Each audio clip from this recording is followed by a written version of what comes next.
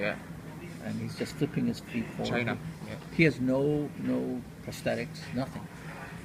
This is his examination on the same day. You can see that his clothing he's wearing is the same, right? And so here he is. The doctor is saying, "Can you move it? Can you move it?" When he's lying down, he cannot move his legs, so just barely. In the same day. Same day. Same day. You can walk in the left side and. He can He can walk on the left and right side, but on the left and right side he cannot move. He cannot wiggle his toes. He has no voluntary movement, but he can activate his central pattern generator so he can walk. Yeah. And it's useful walking. He stopped using his wheelchair at home. Okay, so this is not a miracle thing. He is not able to voluntarily move his legs. He's going to test him on the other side. You'll see almost exactly the same thing. He's going to ask him to straighten his leg up. Look at how atrophic he is. That's the maximum he can move. So this is not a miracle. What it is that the patients are actually being able to walk long distances, and 35% are walking without help. So here we analyzed 3 levels of walking. One is less than 10 meters per 10 meters indoor walking. So this is walking from here to there, all inside across even ground. And so about 35%, 40% of the patients are able to walk, 35% without any help. That's walking 10 meters inside. Up to 100 meters, that's moderate distance, is the same group of patients able to walk that distance. If you ask them to walk more than 100 meters, everybody goes for the wheelchairs, and it's too much work to do. Yeah. Okay, so this is not fantastic walking.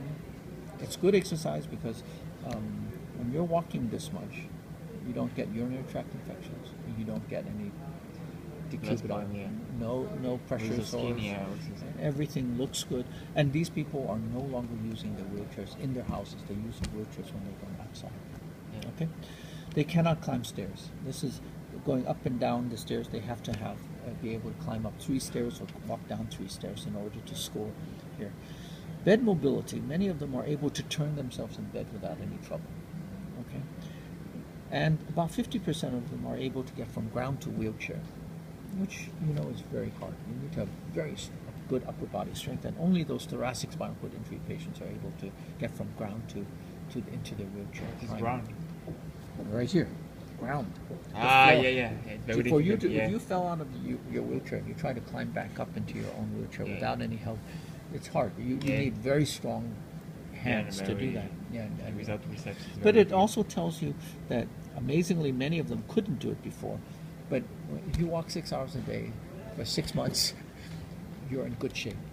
You're like, you're all these guys.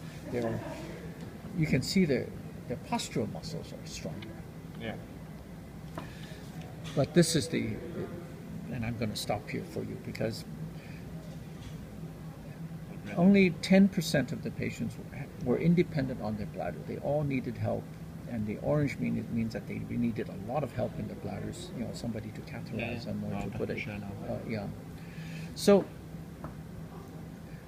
at 3 months, 6 months, they were almost the same. I mean, they got a little bit more independence. They need a little less help in doing it. But at 1 year, all of them had gone home. So if you expect this to be a learning thing, they would have gotten it after 3 months in hospital or 6 months in hospital. They didn't really get that much better. It was only at 1 year that 60% of the patients, actually 65% of the patients no longer need any help in their bladder function at all. Crazy.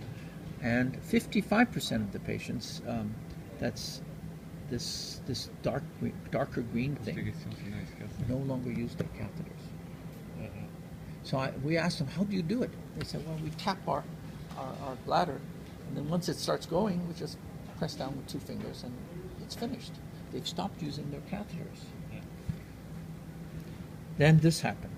I said, so you... For me, you think it's possible to try stem cell? Or No, you have to do it in clinical trial. clinical? We're going to do it. We're going to do it around the world. So let me finish this story and then I'll tell you. So bowel. bowel. Oh yeah, bowel. Bowel. So Go to toilet. 90% of the patients, needed help. 30% of the patients had the terrible bowel thing where they're constipated, they go only once in 3 days, and they sit in the bathroom for 3 or 4 hours. Everybody's gone through that period. And they need digital manipulation to get the feces out. A lot of people will say this is the number one thing they want solved. They want to get rid of this problem. So 30% of the patients had this terrible, 1 in 3 days, and irregular and very constipated. And then all the rest, the yellow, needed help in either to put in suppositories or to do digital. And only 2 of the patients were independent, and they were okay, regular. It didn't change after 2 weeks, didn't change after 6 weeks, and a little bit of change at 3 months. 6 months, a little better. And then at 1 year, 60% of the patients no longer needed any help. No digital manipulation, no suppositories. And they're regular, and they have very few accidents. So the green one had no accidents at all for 6 months, and the light green one, they only having 1 accident every 3 months. So in my opinion, this is probably the most important finding. Now, bladder, bowel, and walking are essentially automatic program functions in your spinal cord. There are centers in your spinal cord that allow you to walk. You take a chicken, you cut its head off, the chicken will run around. All it needs is a spinal cord to walk. Same thing with peeing and pooping, right? If you ever start a stream, urinating, it's really hard to stop it, right? It's really programmed into the spinal cord, and you can activate it to go. And this is what I think the patients are doing. They're growing some fibers across, and the fibers are allowing them to initiate their programmed motor functions. We did not ask them, and we did not test them for sexual function, but I suspect that probably will have some effect there too. Okay. Ejaculation and erection. Okay? But we're finding this in 20 patients. None of the patients in Hong Kong recovered anything. So what's the difference between the 2? Walking. 6 hours of walking. Intensive walking. So we now want to replicate that around the world. We don't think this is from the umbilical cord blood cells alone. This is the umbilical cord blood cells plus walking. So now we ask the question, is walking alone going to do this? Just training 6 hours a day, 6 days a week after chronic spinal injury. So we asked the group, Kunming, how many patients have you trained over the last 10 years? They said, about 350 patients. So we got all their data, we looked at all their data, and these patients, out of the 350 patients, there are 50 patients that had complete spinal cord injuries and also had surgery to untether or decompress the spinal cord. So of these 50 patients, only 20%. But we're getting 75%. And 35% are walking without any help. So we therefore proposed to do a clinical trial where we would have one group of patients that would get surgery and walking training only. One group of patients that would get lithium and walking training. One group of patients would get cells and walking training. And then a final group of patients who would get cells, lithium, and walking training. So we wanted to do this in 4 countries, in China, India, Norway, and Europe, and then the US. Why Norway? Because Norway,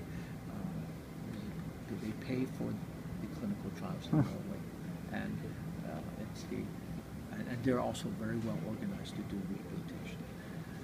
So now, in the process of applying to all these places for permission to do the trials, we realized that a lot of people don't believe these results.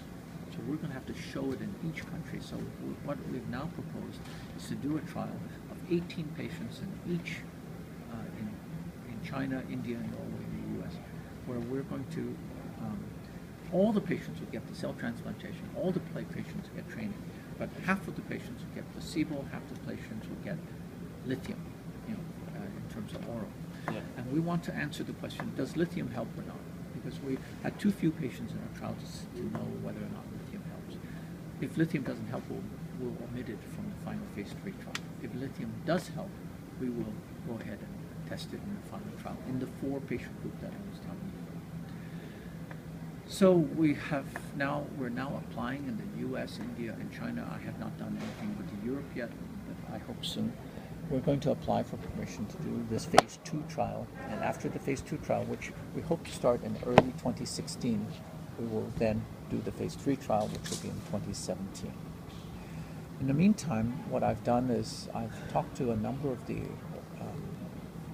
regulatory agencies, and many of them would be interested and willing to provide what we call compassionate use approvals. In other words, even if you're not in the clinical trial, if you pay for the cost of the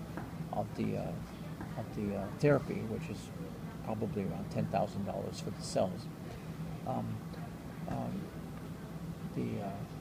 the company will provide the cells, and there'll be lots of surgeons who will be willing to put it in, and then you have to arrange your own rehabilitation training, the walking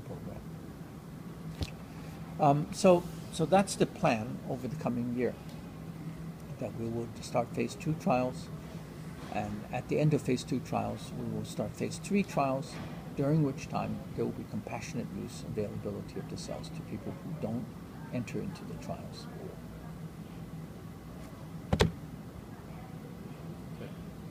The trials will probably cost us, I estimate, $15 million for the phase 2 trials in the 4 countries, and it will probably cost us about $50 million for the phase 3 trials. I have to raise the money. I've been working like crazy to do that, but I think we've got enough money to get the phase 2 trials going. So we're going to do that. These cells are isolated from umbilical cord blood. It was a real pain to get these cells. And what will happen, I know, is that the moment this paper gets published, and we've submitted it, I hope it will be published soon, every fly-by-night organization in the world will say, oh, I have umbilical cord blood cells, we're going to transplant them. Well, they don't know how to process these cells. You don't know the quality of these cells, and they have to be HLA matched with you. So that's one of the reasons why I really wanted to make sure that we actually have compassionate use, so people can have access to the cells at low cost, and these will be high-quality cells that are HLA matched to you. Okay? So that's it. That's the story of our trials. Now, our goal is this is not the cure. Yeah. Absolutely not the cure. But it's good to be better. Yes. It's the first step. And I think it makes people better in a number of the functions that are very important to them. And based on what I've seen to date, it's about 50%, about half of the patients get better. Are you thinking I can do a patient in Norway Sure. to try? Yeah. Because I train 4 or 6 hours for 3 times per week. I work with a robot, c'est ça la vidéo. Moi, je pisse. Yeah. So, yeah, no. What the philosophy of the Chinese is that 3 hours a day is not enough. Yeah, but I can train more before my accident because it's 10 years to train. And in the beginning, I trained 6 days for a week, and now I train a little bit different to. So